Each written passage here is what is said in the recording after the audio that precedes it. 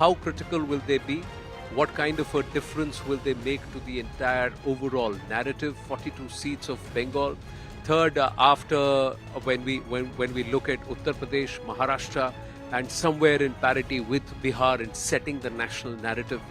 But Bengal politics, largely a place where violence is normalized, and this time around in this election, is there one more V that's added, that's vote bank? So violence and vote bank, is that what the Bengal political scenario in the elections this time around has now narrowed down to?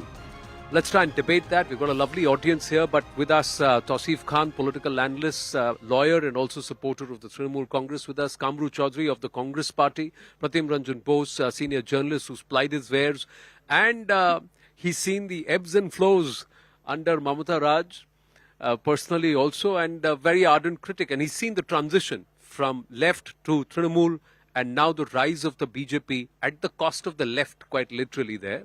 And Priyanka Tibrewal, who's fought many cases and also very strong, fiery spokesperson of the BJP. She's also fighting currently lots of cases related to poll violence post the assembly elections the last time around, those 48 hours, and still there is justice being sought. But this vote bank issue, Tausif, let's start with this. The courts, the Calcutta High Court judgment, that's the latest one, which has actually done away with your giving of the OBC certificates to nearly about anywhere between 5 to 10 lakh people in Bengal between 2011 and 2024, because they said due process was not followed. And very clearly in the judgment said that there was undue haste that was done. The allegation being that this was nothing but vote bank appeasement, and that to Muslim vote bank. You see, this election season, a lot is happening in the Calcutta High Court, which has never happened before in the history. For example, one of the sitting High Court judge resigned and joined BJP, and in the day he resigned, he admits that he was in touch with the BJP leaders, and BJP leaders were in touch with him while he was the sitting judge. So, you know, in the history of court, this has never happened. Secondly, one more thing happened 2 days ago. One of the judge who retired, he says that I have always been a RSS member from my childhood days, and now I'm going back. So these, you know, it's a different new age and a lot of new things happening. Similarly, we are seeing judgments when in SSC scam case, the entire 26,000 teachers had to lose their job. Ultimately, the government went to Supreme Court, and Supreme Court restored their job. Now, the recent judgment which has come, although you know it does not surprises me, it has not been made retrospective with effect, that which means that those who have got the job will get to keep the job, but all these lakhs of OBC certificates issued by the democratically elected government of West Bengal now stands invalid. The Chief Minister has already announced that she is not going to accept but this OBC certificate judgment comes close on the heels of what the court passed as orders on the recruitment scam, on the entire recruitment issue. Yes. So on two counts, where the courts have actually, based on long hearing, and this was much before the BJP was even there anywhere in Bengal. Yeah. Right. The arguments have been placed since 2010, 11 and 12 in the case of the OBC certificates, from 2016 onwards as far as the recruitment scam was concerned, if my memory serves me right. In all those cases, the court has said that there is brazen appeasement. Exactly. There is brazen subverting of the due process. Exactly my point. All these judgments would be worthless, will not be useful, unless these judgments were passed during the election season. These judgments really have meaning only in the election season. These cases were long pending, but it has been, you know, incidentally or not. Today you can sit here and brazenly just color the entire Calcutta High Court, Honorable Calcutta High Court, and color it brazenly, sit there and say they have done it only because of election season. I have not how said so. brazenly can you say that, Tausif? The Supreme Court intervened. And that's fantastic, right? So you've forgotten the fact that there were sitting judges whose brothers, whose family members were Politburo members of the left in the past in the Supreme Court and in the high courts of the country. You've forgotten that there were top leaders who of the Congress party who were also advocating as top lawyers who were there interacting. So at that time, a political party leader interacting with a judge was not a problem for the Trinamool or for any other political party. Quite rich, isn't it? You see, I come from... And there is no contempt at all. There's no... I come from legal fraternity, and I can tell you, in the legal fraternity also, these judgments, people have come out openly and said... As a lawyer, are you casting aspersions on the two-judge bench? I'm not casting aspersion. I am saying that it is the duty of the court and the judges, along with the legal fraternity, that the faith of the people remains in court. Any action which kind of causes a doubt. It's the people who went to court in the recruitment scam. It's the people who went to court in the case of OBC certificates. People with party affiliation. One of the you can go to the petitioner. Priyanka Tibrewal herself is the petitioner.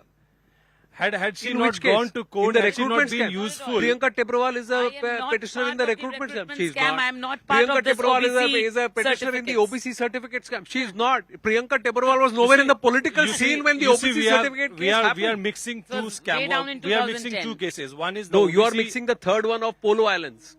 So OBC, I am sticking to the two cases where the vote bank appeasement charge stands. Kamru Chaudhary, you have a point of view here? Yeah, basically you see, Anand, when you take up the point of appeasement politics that Mamata Banerjee has done here, you must understand the context of this OBC reservation in Bengal. Prior to 2011, this entire 10% reservation was added to the OBC by the left-front government.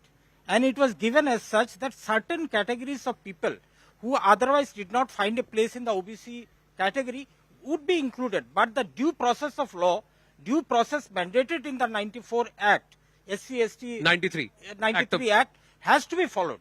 But inner has to bring something to show to the public. Listen, Anand, let me add one thing here. How long has Islam survived or Islam is there in the world? Since 1500 plus years. Were there imams since 1500 years? There were muezzins also. There were people who were denied the social justice, sociality and equality in the society. There were. You need not have to come to power just to show that I am doing this for the minorities. Give imam bhatta, then the muezzin bhatta. Nobody asked for it. What the people asked was equal opportunity in government appointments, equal opportunity in education. But you came back through the back door. And the most funny thing, let me tell you, I am a Bengali Muslim having a title of Chaudhary. Chaudhary, according to my father and my grandfather, is a zamindari caste belonging to the upper caste of the top order. But 2022, Mamata Banerjee put this under the OBC category list. How funny it is. In your has to just show something to the public that I am doing this, I am doing that for the public. It doesn't make a sense. Now what happened is this, and the most important point, there are people who definitely need OBC reservation in the country, in the state. Maybe from the Muslims, maybe from the Hindus. But adding some doubtful caste into the OBC, you are denied by this High Court order the real genuine people who wanted the OBC category reservation in the state. Do you see an INDI alliance here? No, it's not in Bengal. Now, Anand, don't mix it. The topic is political, not political. I'm just, an alliance is an alliance. But so where it is okay, we'll box, knives are out. Where it's okay, it's not. Pratim Ranjan Bose, your thoughts on this? Is this not appeasement? I'll come to appeasement later. But first thing is, I think, I don't know which one is. The job of a TMC spokesperson is either too difficult or too easy. Because in any case, you have to tell things which are simply in the air. Take, for example, the job scam. Assuming one judge gave a biased verdict, it was upheld by the division bench, and the Supreme Court said that there was a systemic fraud. So what is left is how many jobs will go, 26,000 or less. And interestingly, whatever the verdict is, I am very clear that there will be impact on more jobs, up to 70,000. Because the body that was handling the recruitment, there was problem with that itself. So now defending that in the name of something is ridiculous. But, well, it is happening. Again, the OBC case. It was, I agree with the Congress spokesperson that yes, You'll have to hold the mic a little closer. Yeah. last year of CPM. So they were trying many things to stick to power. And this was brought into. So they opened the gate and TMC just put it as just made it for everyone.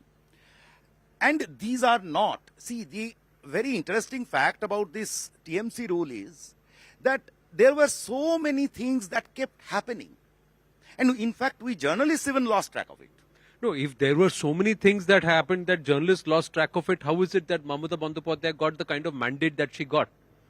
How is it that she came with a historical mandate when she came back? There was no Congress, no left anywhere. Nothing was left of the Congress, frankly. Tongue-in-cheek statement, but that's the reality. Can I come in? Yeah. Basically, it's not If because what she is doing is so wrong, then she should not have got the mandate that she got. there is a difference between public perception to how she is getting this huge mandate. You need to be a grassroots politician to understand the politics of Bengal. Basically, there is a difference between what she is doing, the Kanya Shri programs and all those sort of schemes that she is giving out. That way, one voter bank is already created for her. The rest remaining that all this appeasement politics does not matter for the Bengal voters out here. What you call as appeasement politics. Basically, in Bengal, she wanted a polarized voter base out here between the TMC and the BJP, so that the voters, on the fear of the BJP, minority voters have galvanized towards her party. Nothing else than that. Nor the schemes, nor any appeasement politics, just the fear of the BJP coming to power in Bengal. So fear of the BJP is what she is using to try and corner the minority votes. Now it's coming with a lot of pain and emotion from a Congress voice. No. You I see, take facts that's for this, I take that as an insult to the people of Bengal. For the Congress to say that a fear of BJP compels the people of Bengal to vote for Mamata Banerjee, that completely undermines the intellect and the honesty that the electorate has towards the government. The government runs various schemes, as he himself has said, that Kanya Shri and so many other schemes. Unless a government works for the betterment, for the welfare of the people, people are not going to vote for the leader. And that's a true fact. If we say that at some point of time Indira Gandhi was a very popular leader, then obviously she did something which created this appeal among the people to vote for Indira Banerjee. Similarly, Mamata Banerjee dedicated her entire life to politics. She has this entire citizen of the Bengal, the people of Bengal, is her family. She regards each and every person as her family, and she works for them. So then why discriminate when the imams and the muezzins will get bhattas, and when the pandits and the pandas and the acharyas would get bhatta, and why discriminate in the rate and how much they will get? Why discriminate on Durga Pujo and say that the Pujo will not go, you have to make way for the Tazia first, and not Pujo, which is integral, which is the soul of Kolkata and Bengal itself? So if she is so egalitarian, if she understands how much of the cultural aspect of it is, so then should Pujo be compromised for a Tazia, or Pujo should get the kind of prominence that it should? Should a Kolkata High Court have had to come back repeatedly, multiple times, year after year, intervene? You see, people are free to go and file a petition before the court. Court is not going to stop them. But mostly, facts are misrepresented. And therefore, if Mamata Banerjee was actually biased, Mamata Banerjee was actually not allowing Durga Puja, then the entire system here would not have remained so. Okay. That's a misnomer. That's not a fact. No. Between 2016, sir, to 2024, 8 years, year after year, how many times they've gone to court, and in how many years has she changed the tone? Only except for last year. I will give you an example. Except for last year. You see, there's a very famous Red Road here, not very far from here. In Red Road, there was never, Durga Puja Carnival was never held. It was started by the Mamata Banerjee government herself. It has started now. We have Eid ka namaz, we have Christmas we celebrate in Park And it Street, was started and then we after also the have court said Puja that, Carnival. That's Muharram the and beauty Durga of Puja Bengal. Visarjan can be done on the same day. Not before that. Before that, Mamata Banerjee never used to have that show on the Red Road. It was done after the court's judgment. Now, one more thing. I have sincere objection to what he has just said about the courts here. And then after that, he is having the courage to say that people of Bengal, please go to the court. You yourself, you are saying that people should not have any belief on the orders which are passed by this judiciary, because you are trying to say that it is biased. It always becomes biased when things don't go according to them and their choice. So they raise their fingers on ED, they raise their finger on CBI, the judiciary, and look at the chief minister here, who has sworn by the constitution to abide by the constitution, and who says that I will not follow the order of the High Court. It is very well understood. You may not like certain things which have been spoken by the court, but you have a choice. Go to the Supreme Court. That is what is done every time by them. And then again, whenever they go to the Supreme Court, they are pulled there also. Did you get relief on Sandeshkhali? No. Did you get relief? Did you get relief on the recruitment scam? No. Now the OBC certificate scam, you have the Home Minister and the Chief Minister of the state was the same person, has not yet said that we are moving the top court. Not just that, Anand. When But they has openly amended, said that I discredit. I don't even think I care. This is my decision, our decision. We will continue to do it. when they amended this OBC Certificate Act, whenever they amended this, there were recommendations from the West Bengal Backward Class Welfare Commission, and the state did not pay any heed to that. Because Mamata Banerjee wanted to show that, I am there for the Muslims, I am the Karta Dharta of Muslims. That was the exact message she wanted to give. Look at the facts and the figures. What are the figures? How many Hindu OBCs are there in the list? No, the point is the whole aspect of OBC in the first place, ladies and gentlemen, is not to look at them as Hindu and Muslim. You're supposed to look at them as socio-economic, educationally backward. Irrespective of what your But religion is, 77 versus it's your 7, socio-economic that raises a condition doubt that in it- your mind. And then when you try and play aji-baji with it, that's when questions are raised. How is it that the population that is supposed to have a greater representation among the socio-economically poor, purely by numbers and players, that don't have representation, and the rest of them have? Anand, the court has said that this community has been used as a commodity for political ends. And by whom? It is the TMC who has done that. They say that we are working for it. One second. Petitioner He said said that. The court he has said, The court taken it from there. Correct, No, but the no, court- the court what has is the quoted petitioner? that. Has the- The court the has petitioner quoted said that. this before the court. But But did both the judges use that passage and say they conquer? Did they use the passage and did they say that they conquer when they came and gave their directions? That's what is important. They may quote both points. They will always quote both points. But whose passage they quote and say that we conquer? At the end of the day, what did both judges say? We conquer, and we conquer with the directions. We conquer with the observations and the directions. Have they said that in the judgment or not? Yes, they have. Anand, you There see are two lawyers sitting here. So Anand, you See, see he the was saying that lesser. Mamata Banerjee is doing so much for the people. My direct question to him is, Mamata Banerjee is moving well on both the legs. She is going from one Lok Sabha to the other. She went to Bashirhat, but did not have the courage to go to Sandeshkhali. Why? Why? Tell me. Because she knows that people will question her, because she is a chief minister who has said that, the dignity of women, they have sold that for 500 and 2,000 rupees. That came from a chief minister. That is why she doesn't have the courage to go to Sandeshkhali. which, along with the chief minister, she is also the home minister of the state. Law and order is a state issue, and if there is a law and order issue, then the home minister should have visited there. That is something which is paramount. A question many would say. Pratim Ranjan Bose, you wanted to say something? Yes. Yeah, I said that, see, there are two problems with West Bengal. You were asking about the voting pattern and etc. Why And she- then she wins, you why- also wanted to make a point on the Pujo Tazia thing. You said you had. Right, Yeah. right. So one thing is poverty. The other thing, from where you started, is the vote bank politics. And it has its roots from around 2000. Okay? The last 10, 12 years of left. So these two put together has created a huge nexus. See, and we are seeing the worst form of it in recent years. It is probably the most communal. To give one example, simple example, before around 2019, how many of us, we knew as journalists that Mamata Banerjee is religious, personally. She is a devout Hindu.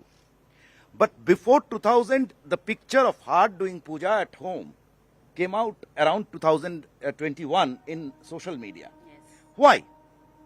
Now, after 5 phases of polling, just after the polling was over in Baharampur, and you had an idea that there is a problem with your vote bank, so you came out abusing Hindus, Hindu monks. Why? Why the whole thing has gone down to this level? I should say, forget about votes, forget about anything else. But I am really shocked to see that things have gone down to this level where you are raising questions on judge. Every judgment you see with color, everything you paint. This is where it is nauseating and it is doing very long-term damage to the society. Kamru Chaudhary? No, basically, Anand, you see, the narrative that is being created in Bengal is that the minorities are being appeased by the Mamata Banerjee government.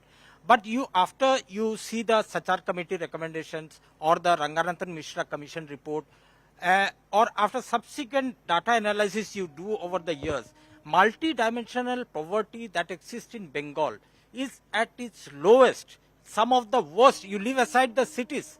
You go to the rural Bengal. The migration for labor to the other states is so acute that you will not find exactly like how will they earn their next meal of the day. That is the most important issue. You meant to say that multidimensional poverty is at its highest. Yes. No, you said multidimensional poverty is at its lowest. So I almost had a jaw-dropping moment. Don't take there. the words for them, but you No, got so the message. you meant multidimensional poverty is at its highest. Yes. So the same Mamata Banerjee is saying, I have basically done the my most to try and alleviate the issues for a community that is backward. And The indices actually show across the national average, Bengal is still the poor, is the worst off. So then what's happened there? So have benefits only happened, or only a vote bank game has happened just to ensure that, Not only that, let me just add 10 seconds, please. You see, there is a dispute that has often been reported by you people that there is the central government has been blocking funds to the states, or the state is not able to pay for the 100 days work, or the Rajiv Gandhi, or the Awas Yojana, and all these things that is there in the rural welfare schemes. But then what happens is that here in Bengal, that narrative created by Trinamool Congress falls flat when you see the thousands of crores that have already been caught or under the corruptions happened under this government out here.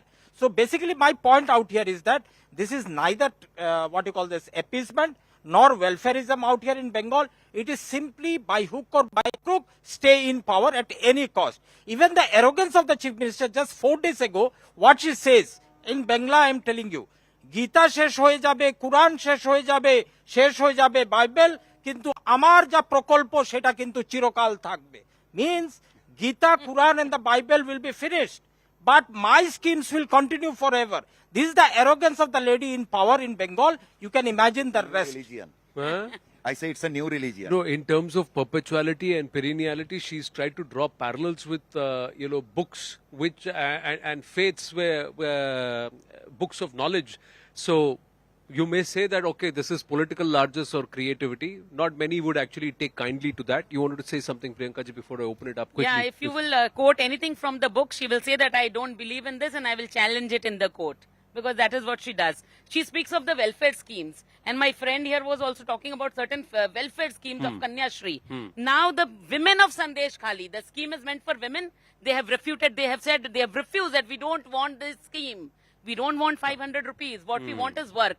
Now let him give the name of one single industry from 2011 till date, which has been done by Mamata Banerjee in West Bengal. I'm just asking name of one industry. No, you see, Now he will talk about Sobuj Sati, Kanya Shri, Bhupno Shri, Swasthya Sati. We want work, we want jobs, we want employment. Nobody wants 500 rupees. Know, and it's a matter of not only of our state, but it's also a matter of our country, how country is functioning.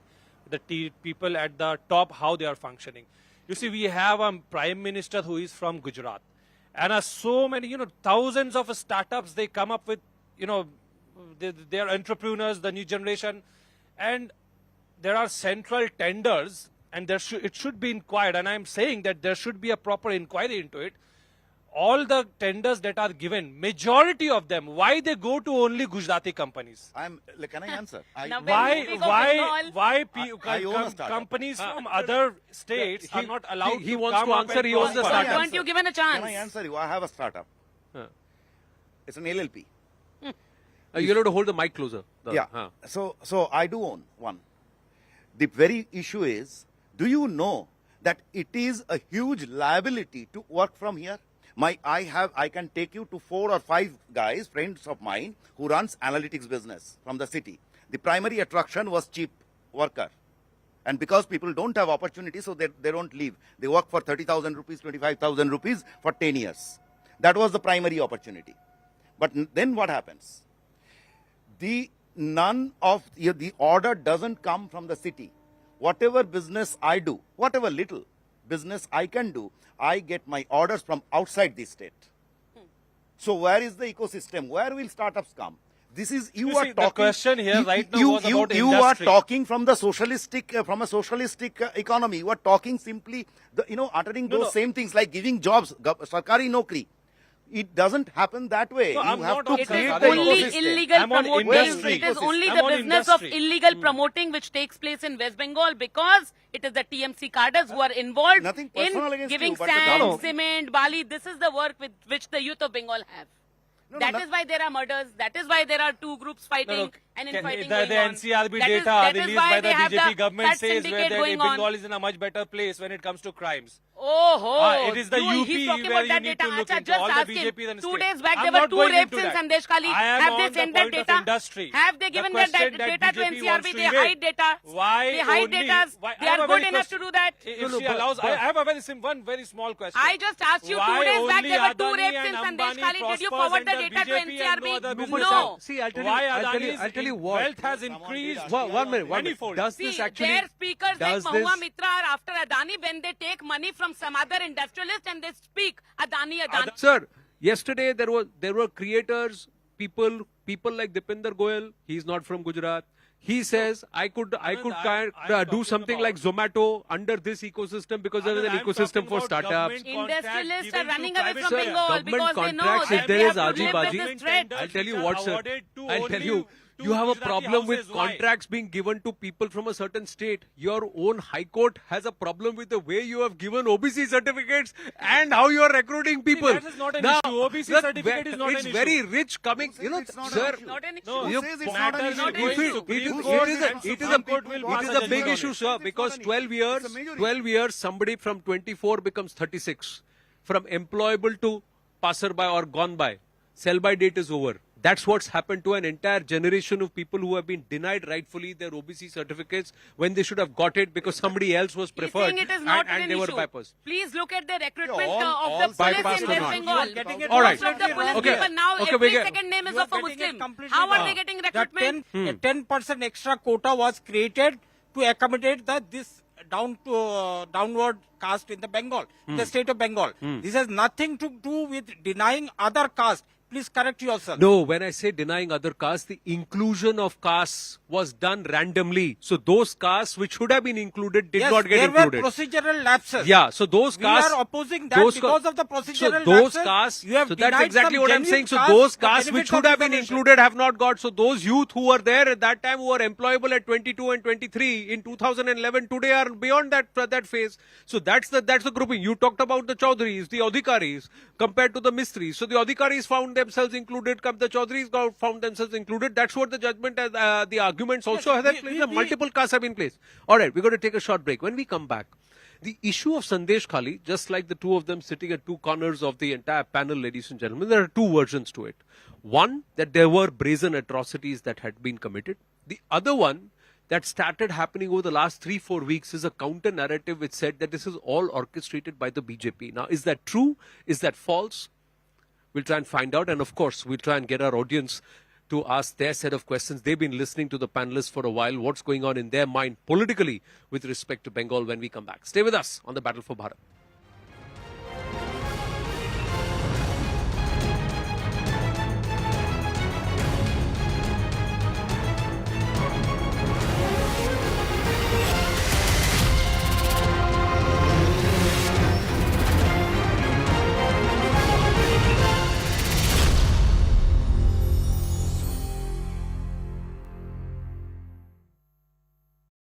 and divide our society here at home.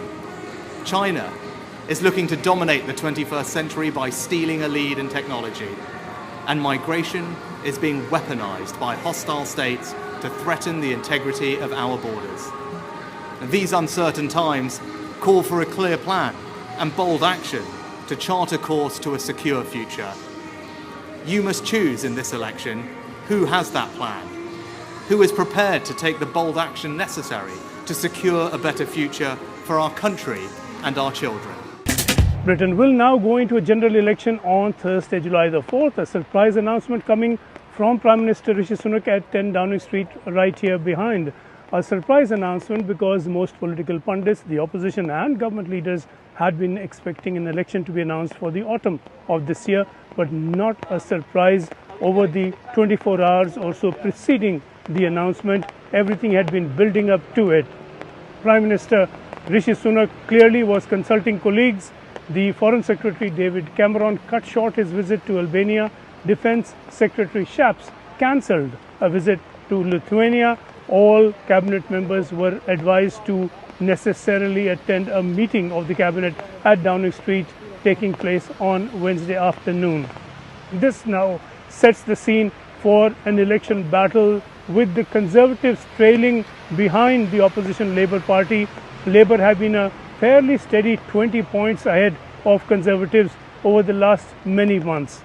That could change. Also, Labour has been winning one by-election after another, and that has been indicative of a growing and steady success for the Labour Party in those by-elections, certainly in the opinion polls. But the real polls are going to be another story, and it's going to be full swing election campaigning now on. Prime Minister Sunak announced that he had met with His Majesty King Charles and asked him to dissolve Parliament ahead of the elections. The King, of course, following protocol, accepted that, and so Parliament is now due to be dissolved. This is going to be a stage now when there will be no members of Parliament. Everyone within the Parliament who is an MP and others will be candidates contesting for the election. It's going to be hectic campaigning now over the next many weeks. The government has set its terms, the Conservative Party has set its agenda, and Prime Minister Sunak set that out briefly when he spoke outside 10 Downing Street to announce the election. He said Conservatives are the party of security, Conservatives are the party that can guarantee a future. Sunak, in fact, attacked Labour leader Keir Starmer personally. He said he's a man not to be trusted, that he was seeking his position as leader of the opposition for reasons of ambition, not for reasons of any policy or plan that he has in mind that can be implemented. Therefore, he has said that he is the one to be trusted, that the Conservatives are the party to be trusted. There have been questions, of course, about promises that Rishi Sunak made. He had set out 5 promises. The first was halving inflation, and on that score the government has done well. Rishi Sunak clearly has done well. Inflation has come down, but at a cost, because growth has stalled. The economy has gone into recession, and that is because the interest rates have gone up, borrowing has become difficult, growth therefore is not easy, investments are not easy. So the first achievement has come at the cost of the second.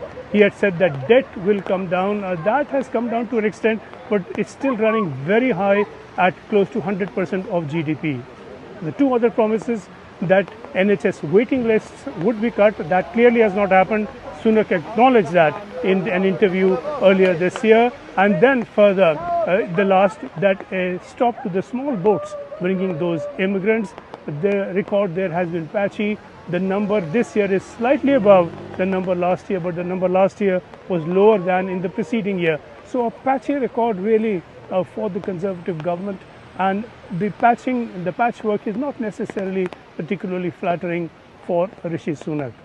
This now is going to be an election where the Labour will have to make a very heavy...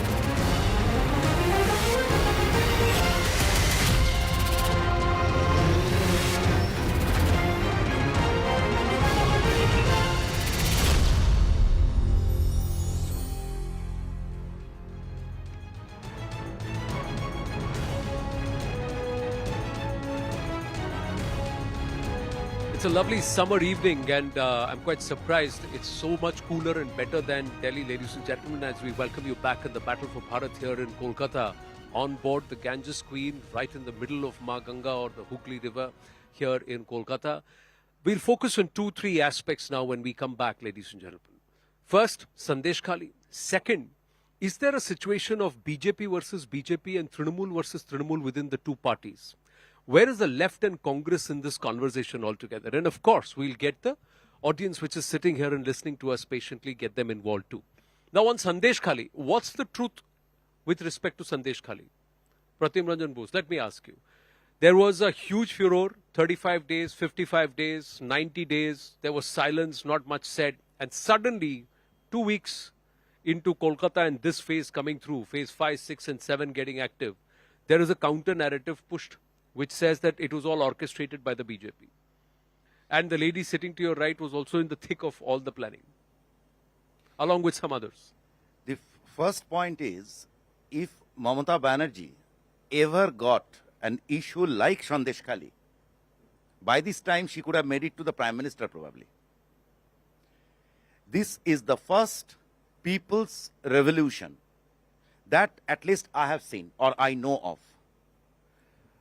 Lalgarh, Nondigram, and even Singur.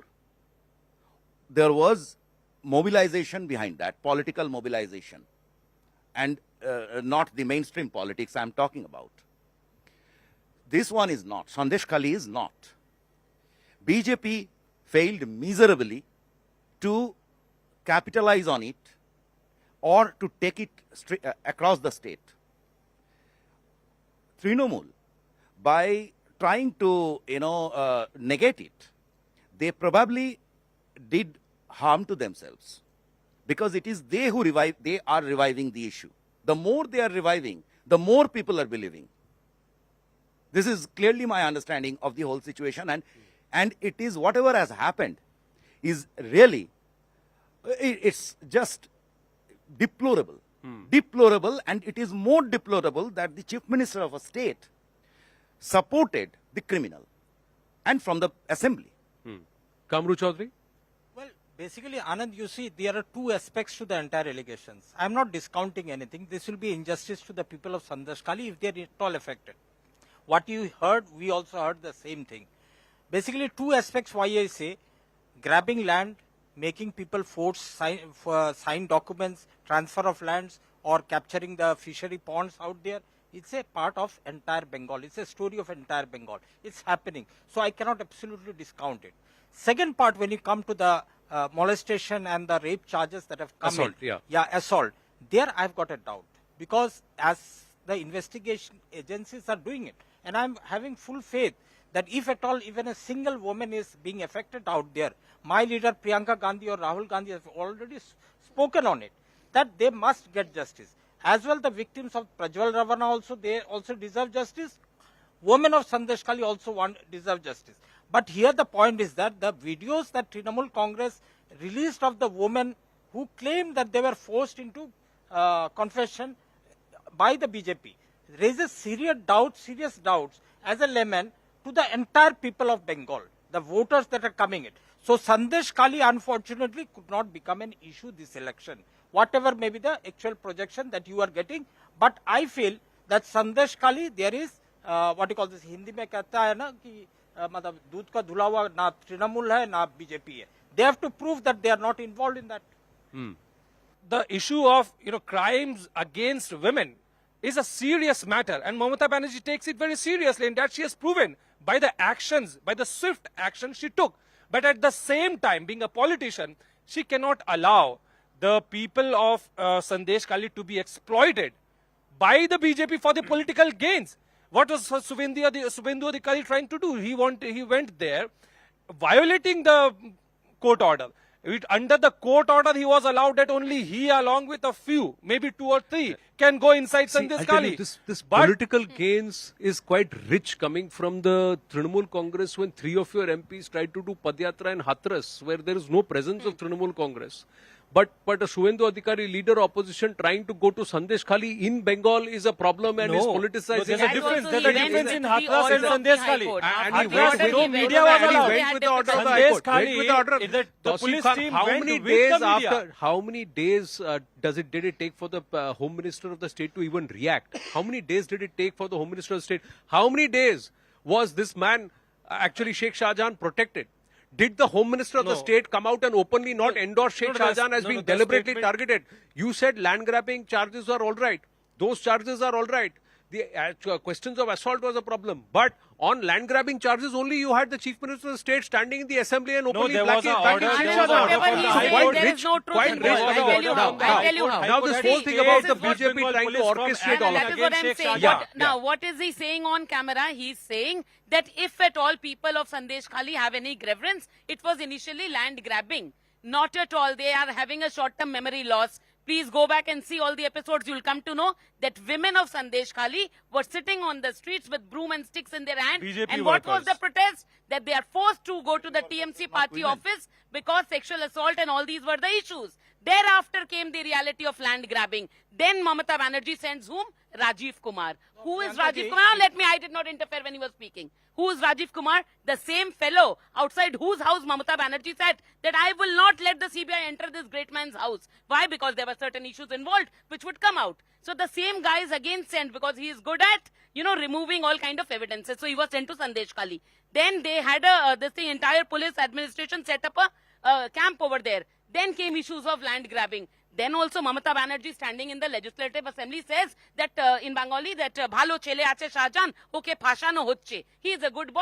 They are trying to involve him in all this issue. How can you say without even knowing even though the investigation was not complete? Not just that.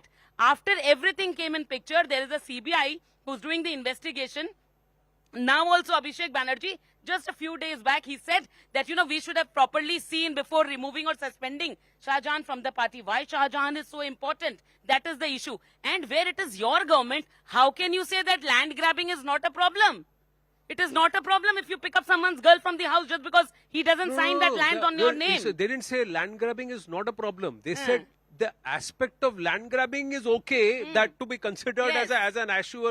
But the whole aspect of sexual assault is wrong. Hello, when you find arms, imported arms, And that also in inside their aide's house. TMC leaders' house. You question the Not just that. All right. NSC and the Now guards I- also coming Now in. to the answer of the second part, where he said that BJP orchestrated everything. Only day before yesterday, there was a person, a lady, who goes to the CBI camp. She says that I was sexually assaulted. You want to know who she is? She is the member of Trinamool Panchayat Committee. From Panchayat of Trinamool, not BJP. And she says that she was assaulted by whom? Again a TMC member of the same Panchayat Pradhan. Now is BJP orchestrating all this? And one more thing, he said that a lady on the video came and she said, that I was forced to do all this thing. If supposedly, if somebody is forced to do something, then she has the courage to come and say this on the video. She is being forced to say that on the video. Okay. Yes, Pratim Ranjan Bose and then the audience. Yeah. Okay.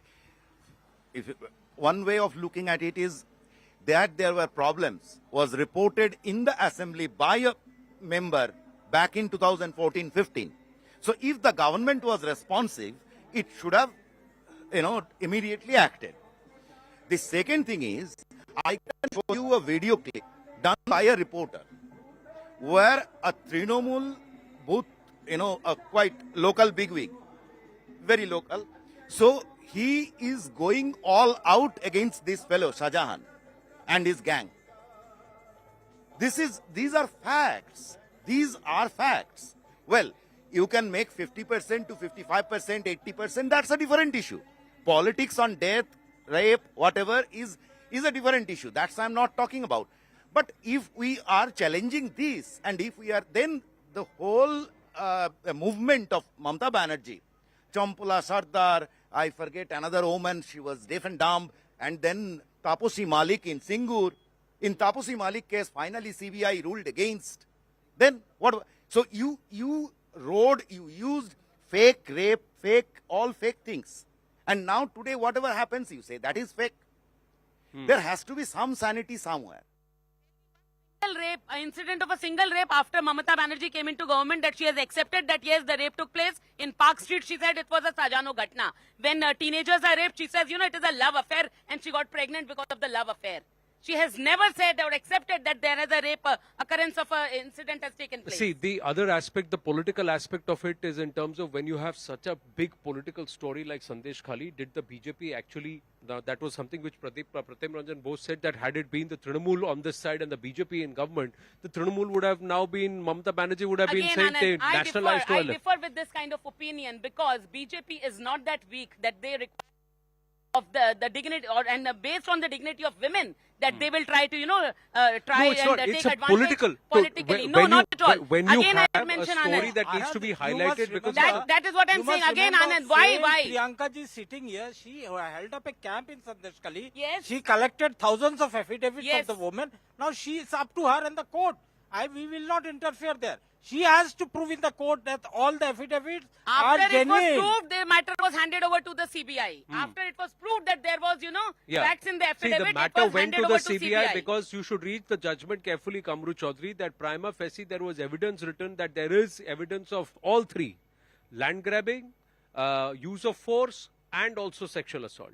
All three were upheld, and that's why they said that the CBI needs to investigate the cases and whatever is happening, going on in Sandesh. The CBI was asked, the court only asked CBI based on her cases on what happened, the post-poll violence soon after the assembly elections in those 48 hours. And I'm witness to the fact, the way the cases were fought. And I'm witness to how many people came to her house on that night and the intervening night and the next whole week. She had to support how many people, because they were all running away from their homes. In Bengal only this was happening. So there is a lot that that's forgotten. that Water Bengal, under the bridge, as they say. Bengal, Even as we are approaching the beautiful Howrah Bridge, right behind you, ladies and gentlemen, quickly, if you can savor this view, it's all lit up beautifully thanks to the Port Authority here.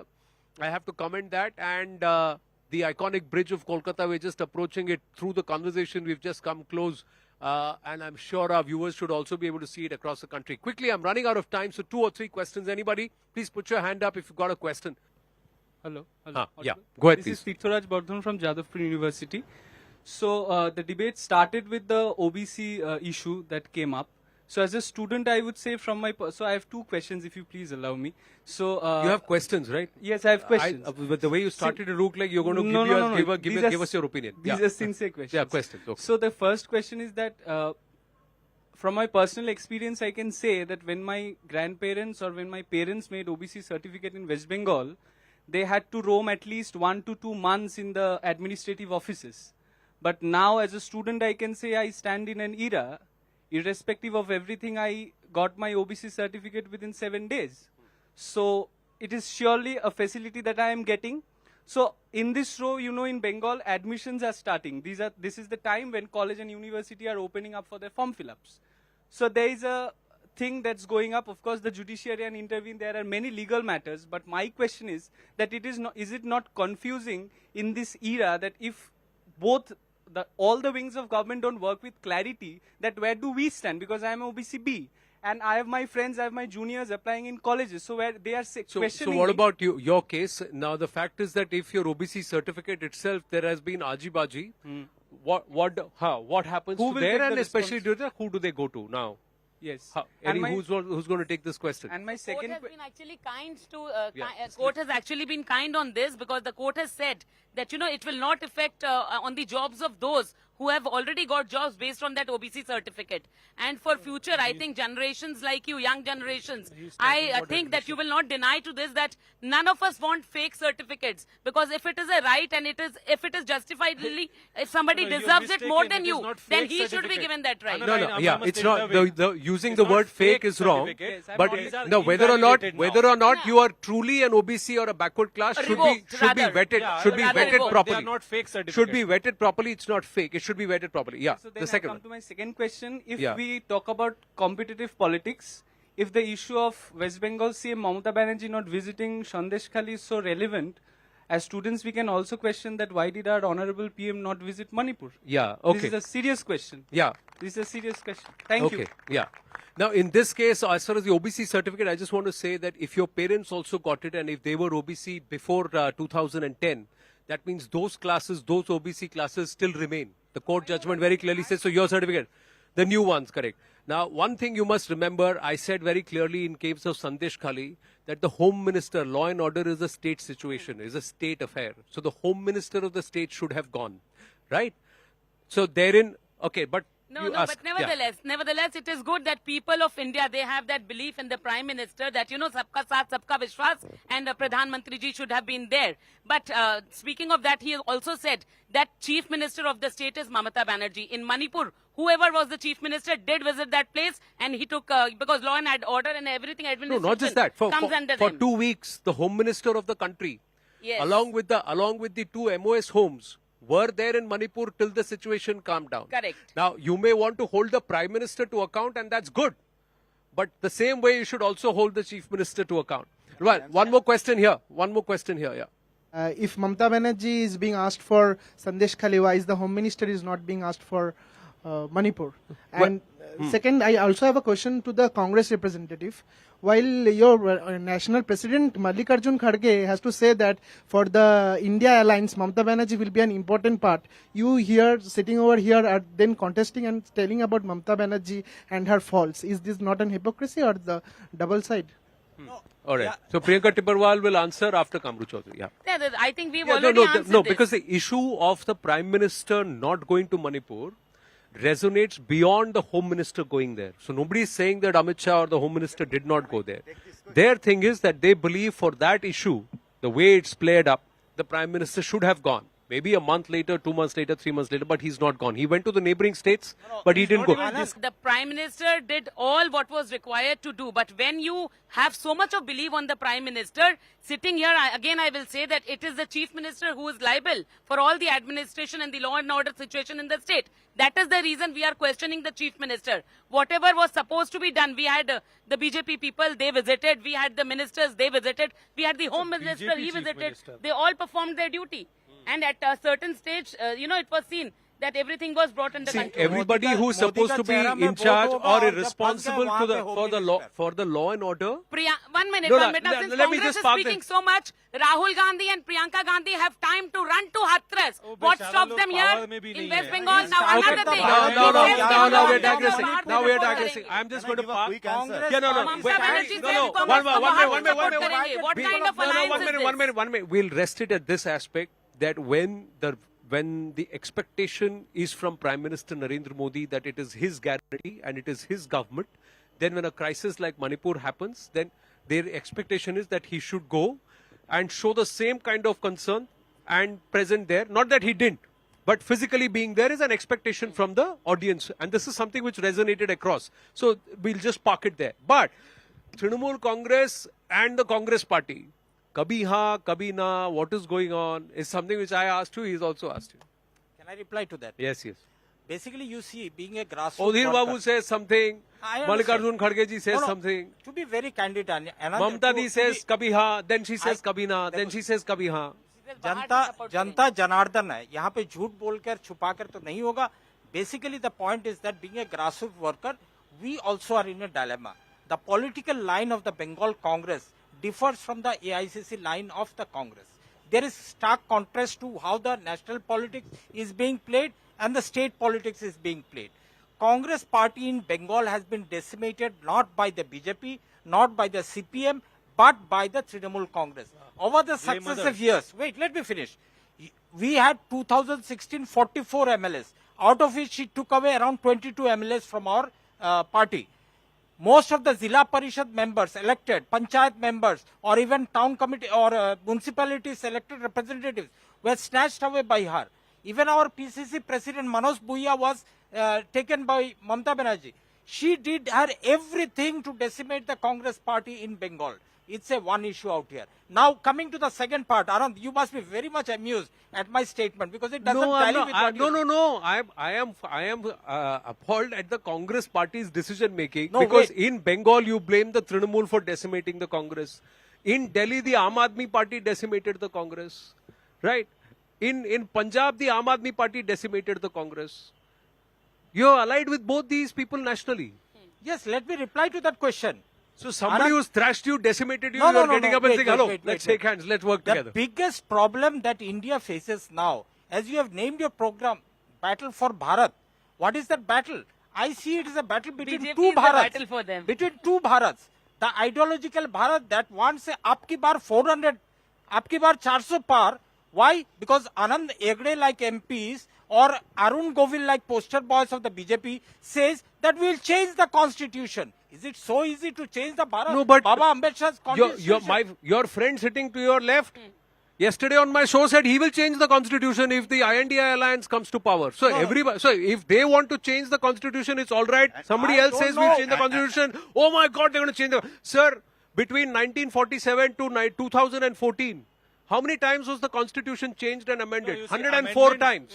How many times? Who inserted the words socialist and secular forcibly during emergency without the ratification of parliament? And they are coming out and saying that they are going to support constitution. Sir, let's not forget our history. Let's not forget our history. Let's not forget our history. Those who have amended the constitution 104 times are going to go and tell somebody else that they are going to change constitution. Yesterday he said that if the INDI alliance comes to power and if Trinamool is in government, we will bat for amending the constitution. A panel is sitting right next door. So when they say it, it's all right. Somebody else says it. Oh my God, how can they say it? When they do it, it's all right. Somebody else does it. Oh my God. No. Sir, may I say, please look up. I'm going to wind up here. We are way over time. I need 30 seconds uninterrupted. You see, No. I have to wind up on this note saying that the original founding fathers, when they envisaged and wrote the preamble, discussed, deliberated and rejected the two words that were forcibly inserted in our preamble in 1976. And that's the bane of a lot of politics across our country today. So we're going to wind up on that note because we're way over. Thank you very, very much.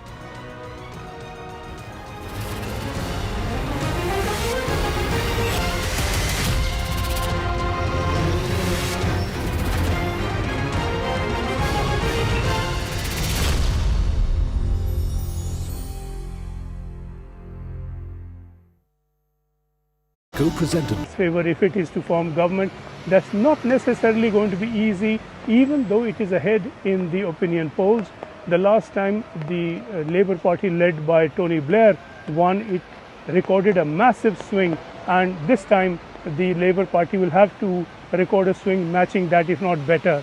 And that is quite a big ask. Labour leaders have been conditional, they have been careful in their promises.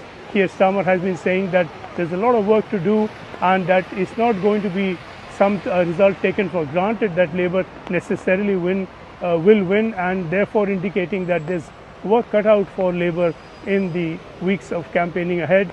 But the campaigning is now on. The general election in Britain is now on. Earlier today, I spoke with His Majesty the King to request the dissolution of Parliament. The King has granted this request, and we will have a general election on the 4th of July. This election will take place at a time when the world is more dangerous than it has been since the end of the Cold War. Putin's Russia is waging a brutal war in Ukraine and will not stop there if he succeeds. That war has also made it all too clear the risk to our energy security. In the Middle East, the forces of Islamist extremism threaten regional and ultimately global stability. These tensions are exploited by extremists who seek to undermine our values and divide our society here at home. China is looking to dominate the 21st century by stealing a lead in technology. And migration is being weaponized by hostile states to threaten the integrity of our borders. These uncertain times call for a clear plan and bold action to chart a course to a secure future. You must choose in this election who has that plan, who is prepared to take the bold action necessary to secure a better future for our country and our children. Britain will now go into a general election on Thursday, July the 4th. A surprise announcement coming from Prime Minister Rishi Sunak at 10 Downing Street, right here behind. A surprise announcement because most political pundits, the opposition and government leaders had been expecting an election to be announced for the autumn of this year, but not a surprise. Over the 24 hours or so preceding the announcement, everything had been building up to it. Prime Minister Rishi Sunak clearly was consulting colleagues. The Foreign Secretary David Cameron cut short his visit to Albania. Defence Secretary Shapps cancelled a visit to Lithuania. all cabinet members were advised to necessarily attend a meeting of the cabinet at Downing Street taking place on Wednesday afternoon. This now sets the scene for an election battle with the Conservatives trailing behind the opposition Labour Party. Labour have been a fairly steady 20 points ahead of Conservatives over the last many months. That could change. Also, Labour has been winning one by-election after another, and that has been indicative of a growing and steady success for the Labour Party in those by-elections, certainly in the opinion polls. But the real polls are going to be another story, and it's going to be full swing election campaigning now on. Prime Minister Sunak announced that he had met with His Majesty King Charles and asked him to dissolve Parliament ahead of the elections.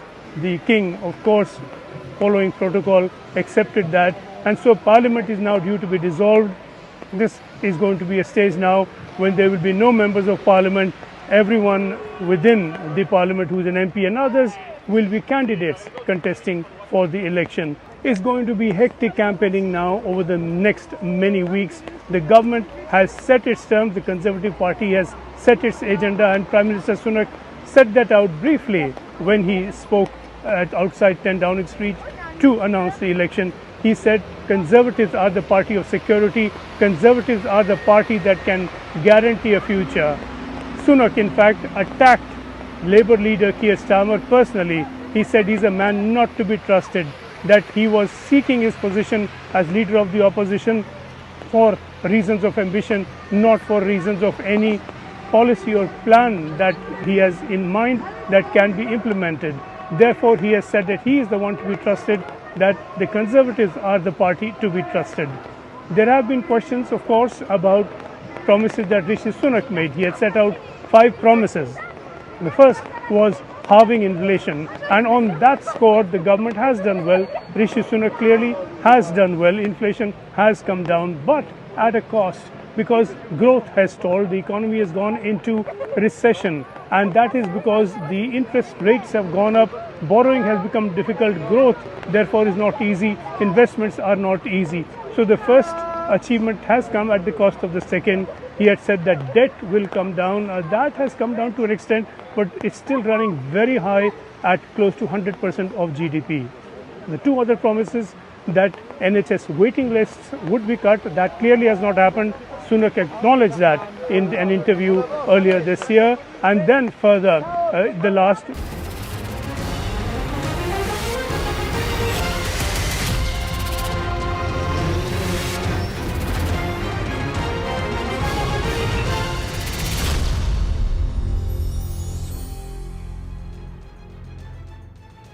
All right, so here we are. We are 5 phases down in the battle for Bharat. 2 more phases to go. The national capital will be voting on Saturday, and then, of course, you have the last phase, which will happen on the 1st of June. Is 400 par for NDA and 370 for the BJP a done deal, or is there some scope for a surprise for the India alliance? But more importantly, what is at stake in this election? If Mr. Modi were to win a 3rd term, it'll be the first time in the history of India since Jawaharlal Nehru that an incumbent Prime Minister is being voted back to office for a 3rd term. What does this mean for India, particularly for young voters in India, and what is at stake in this election? Joining me now is one of the most articulate spokespersons of the government, somebody who is articulating Mr. Modi's view, certainly on foreign platforms and now increasingly on domestic platforms, the External Affairs Minister, Dr. Jaishankar. Thank you very much for joining us. So this is an interview where you're donning a politician's hat and less maybe a foreign minister's hat. You've been campaigning for your party across the length and breadth of this country. Would it be right to say that this whole campaign, this whole election is about Modi ki guarantee on the one side, and the opposition is saying Congress ki guarantee or India Alliance ki guarantee on the other side? Why should the voters of India, particularly young voters, buy the Modi ki guarantee as opposed to what the Congress or the India Alliance is offering? First of all, good to be with you, Zaka. And I think, if one travels across this country during election time, there's a lot you learn, lot you pick up. Often the perspectives are very different from what they look from Delhi. And some of that at least I'd like to share with you. Is this election about Modi ki guarantee? Absolutely. Because in a way you have Prime Minister Modi, 2 terms, 10 years, solid track record. So the credibility of the guarantee derives from the credibility of the track record. Okay. Equally, where other people's guarantee, because there's not a single guarantee out there, there's a gaggle of people out there, each one of them, in fact very often they pull in very different directions. About the only guarantee that they can suggest is, look, if you get, somewhere support us, we are different. I mean, there's nothing beyond that which actually unites them.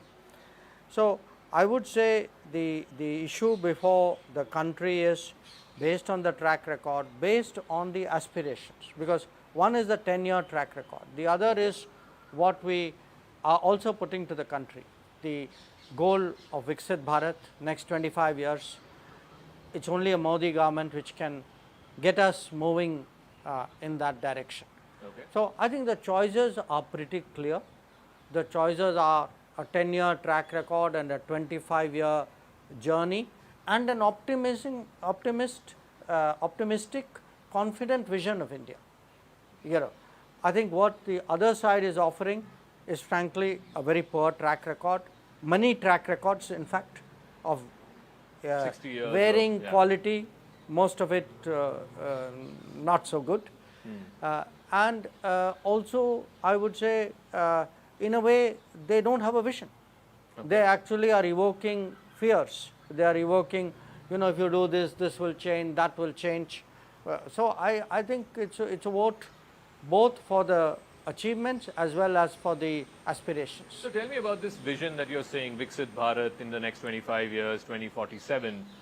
What is in it for a young voter? If a young voter in Delhi or Mumbai, or Mumbai is of course voted, but in Delhi or in Chandigarh is watching this program, what is in it for them for the next 25 years? I don't think, Zaka, it's only in the big cities. Okay. I think it's across the board for all young voters. Okay. And for the young voters, number one, they will remember, see someone who's, let us say, 21, they will need to think what has changed in the last 10 years or the last 5 years in their life. And I think they would give a lot of credit there to Prime Minister personally and to his government. So there's in a sense you can say the past. Then there is the present. There are a host of challenges, opportunities. Who is best geared to take them forward? So clock starts ticking June 4th. June 4th, you are off the block. Who's ready to lead? Who has a pathway? Who has a plan? Who has the experience, the credibility of delivery? And then there's the future, because we are talking of people today who would be below 30. Yeah. In their lifetime, in their working lifetime, they will realize what it means to be Viksit Bharat. They will see this country go to become a 30, 35, 40 trillion dollar economy. Okay. And so, and to them also the opportunities which may not be readily understandable to someone much older. There are new industries coming up there. The AI will be both a disruptor and a creator. Okay. You have this